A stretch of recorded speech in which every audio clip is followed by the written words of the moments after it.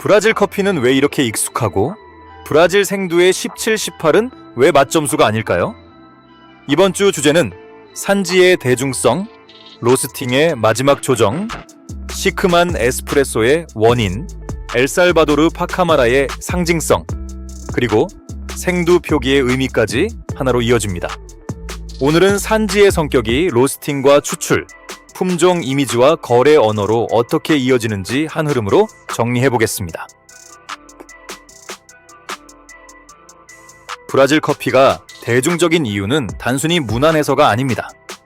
세계 최대급 생산 규모와 안정적인 공급, 그리고 초콜릿, 견과류 쪽의 익숙한 향미 구조가 겹치면서 전 세계 블렌드의 기본 맛으로 자리 잡았습니다. 미나스제라이스, 이스피리투 산투, 상파울루, 바이아 같은 큰 생산지와 기계 수확이 가능한 재배 구조는 물량과 품질의 안정성을 높여줍니다.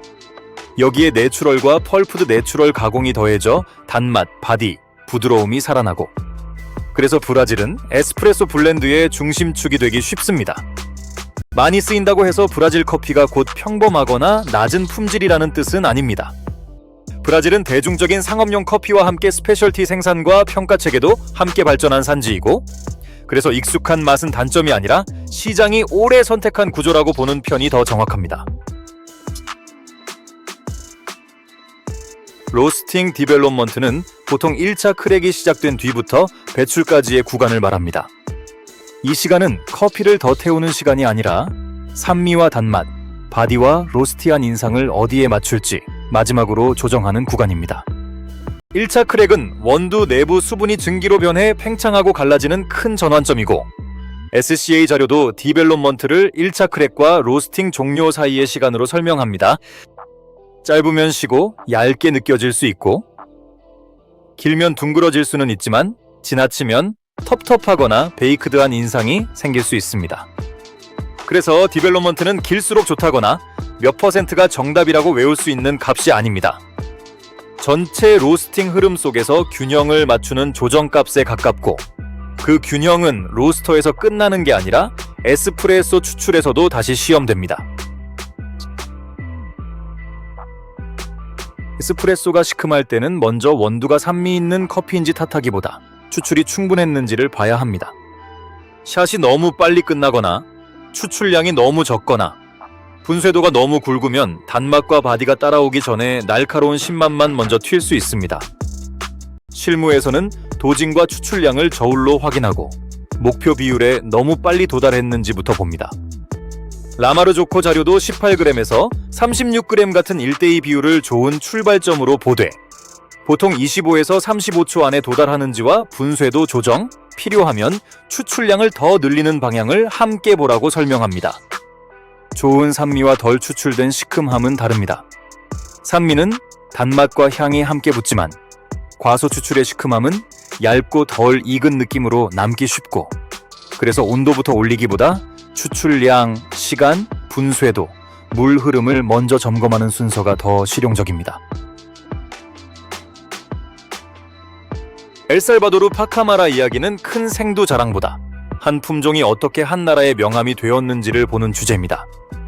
파카마라는 엘살바도르에서 개발된 파카스와 마라고지페의 교배 품종이고, 이름 앞의 파카는 엘살바도르의 파카스 계보와 이어집니다.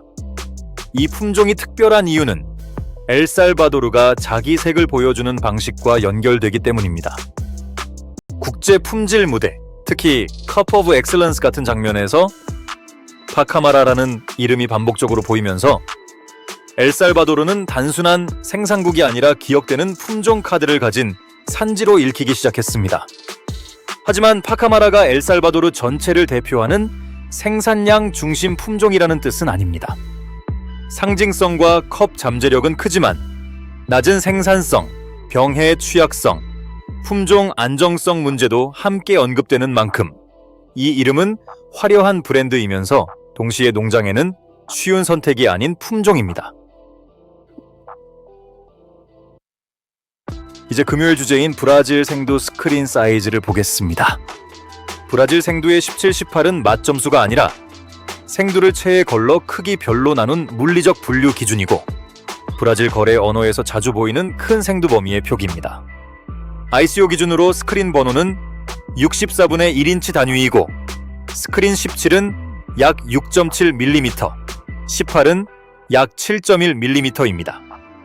브라질 공식 분류에서는 큰 평두인 차토 그라우도가 17, 18, 19에 해당하고 이렇게 크기를 맞추는 이유는 보기 좋게 정렬하려는 게 아니라 로스팅을 더 균일하게 준비하기 위해서입니다. 그래서 17, 18이라고 해서 무조건 더 맛있는 커피라는 뜻은 아닙니다.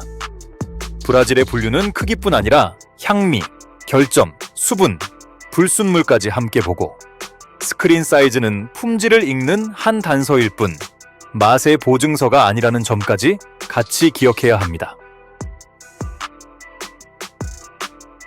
정리하면 이번 주 5주제는 커피를 감으로가 아니라 구조로 읽는 방법을 보여줬습니다. 브라질의 대중성, 디벨롭먼트, 시큼한 에스프레소, 엘살바도르 파카마라, 브라질 스크린 사이즈까지 모두 한 잔의 배경을 더 정확히 읽게 해주는 언어였습니다. 오늘 영상이 여러분의 커피 한 잔을 조금 더 정확히 이해하는 데 도움이 되었으면 좋겠습니다. 영상이 도움이 되셨다면 구독과 좋아요로 그램퍼스 커피의 다음 커피 이야기를 함께 해주세요.